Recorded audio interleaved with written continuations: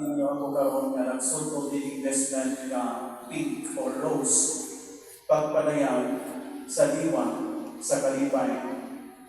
Nagpasabot kini nga kalipay mga igsoon tungod kay karong domingo kita usab kung observant kamo kaayo diha sa pag-ihap sa 40 ka mga adlaw sa observance sa ulan.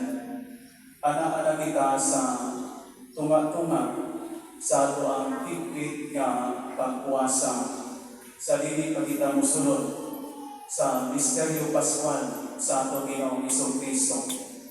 Ining pagkasaulo nato sunod sa Semana Santa ang pagpasakit, ang kamatayon ug ang pagkabanhaw sa ato Ginoong Jesucristo. Karon luyo sa maong kalipay nga atong nabatunan subay sa liturhiya natong kamulubiko ang ato ang mga pagbasa sa karon nagpahinumdom kanatong tanan pahitungod sa dakong misteryo sa krus ni Kristo